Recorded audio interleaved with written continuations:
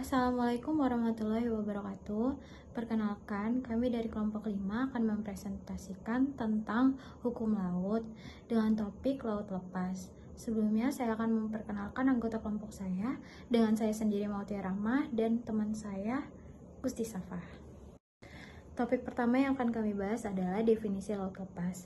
Laut lepas didefinisikan pada Konvensi Hukum Laut Jenewa 1958 pada pasal 1 Konvensi Hukum Laut secara tegas menyatakan istilah laut lepas berarti semua bagian laut yang tidak termasuk dalam laut teritorial atau perairan pedalaman dari suatu negara, maka dapat dikatakan bahwa bagian laut yang bukan laut teritorial ataupun perairan pedalaman suatu negara adalah merupakan laut lepas. Sedangkan pasal 86 Konvensi Hukum Laut 1982 pada pasal ini tidak didefinisikan secara tegas, namun dapat disimpulkan bahwa yang dimaksud dari bagian laut ini adalah laut lepas, yaitu semua bagian laut yang tidak termasuk dari zona ekonomi eksklusif, laut teritorial, atau perairan pedalaman suatu negara, atau perairan kepulauan dari suatu negara kepulauan. Dan laut lepas juga dapat dikatakan bahwa laut lepas terletak di luar yurisdiksi nasional. Baik, selanjutnya di sini ada ilustrasi laut lepas pada tahun 1958. Ini ada ilustrasi laut lepas pada tahun 1982. Selanjutnya ada status hukum laut lepas. Menyesuaikan definisi dari Konvensi Hukum Laut pada tahun 1982, laut lepas merupakan wilayah negara. Oleh karena itu, tidak ada negara yang dapat mengklaim kedaulatan ataupun melakukan tindakan yang mencerminkan kedaulatan di laut lepas sekalipun hanya sebagian di laut lepas. Mengenai pada pasal 88 menyatakan bahwa laut lepas dicadangkan untuk maksud damai. Tetapi pada pasal ini tidak ada yang menjabarkan maksud damai dan tidak terdapat di pasal manapun. Maka maksud damai ini diserahkan kepada negara-negara dengan dilandasi oleh itikat baik dalam praktik sehari-hari. Laut lepas tidak dapat diletakkan di bawah kedaulatan ataupun dikuasai oleh suatu negara manapun. Kebebasan laut lepas. Pada laut lepas ada status hukum yang dinamakan Freedom of the High Sea, yang semula hanya ada dua, yaitu kebebasan pelayaran dan kebebasan perikanan.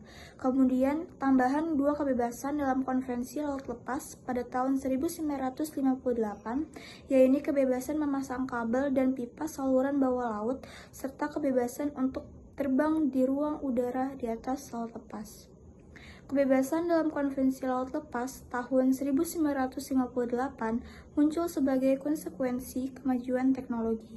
Dalam Konvensi Hukum Laut 1982, dari total 4 kebebasan ditambah lagi dengan 2 kebebasan sehingga semua menjadi 6 kebebasan laut lepas. Keenam kebebasan laut lepas ini ditegaskan pada pasal 87 ayat 1. Laut lepas terbuka untuk semua negara, baik negara pantai atau negara tidak berpantai. Kebebasan laut lepas dilaksanakan berdasarkan syarat-syarat yang ditentukan dalam konvensi ini dan ketentuan lain hukum internasional. Kebebasan laut lepas meliputi inter alia, baik untuk negara pantai atau negara tidak berpantai, yaitu yang pertama ada kebebasan berlayar, kebebasan penerbangan, ada kebebasan untuk memasang kabel dan pipa bawah laut dengan tunduk pada bab 6, ada kebebasan untuk membangun pulau buatan dan instalasi lainnya yang diperbolehkan berdasarkan hukum internasional dengan tunduk pada bab 6, lalu ada kebebasan menangkap ikan dengan tunduk pada persyaratan yang tercantum dalam bagian 2, dan yang terakhir ada kebebasan riset ilmiah dengan tunduk bab ke-6 dan bab ke-13. Selanjutnya ada aturan hukum laut lepas.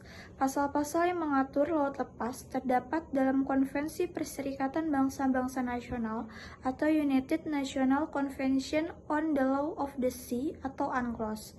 Pasal-pasal yang relevan dalam UNCLOS antara lain ada pada pasal 87 mengenai kebebasan laut lepas, pasal 89 menetapkan di luar yurisdiksi nasional kecuali untuk kegiatan tertentu yang diatur oleh UNCLOS. Selanjutnya pada pasal 90-95 yang mengatur tentang eksplorasi dan pemanfaatan sumber daya alam di dasar laut di luar zona ekonomi eksklusif suatu negara. Sekian presentasi dari kelompok 5, kurang lebihnya mohon maaf. Wassalamualaikum warahmatullahi wabarakatuh. Terima kasih.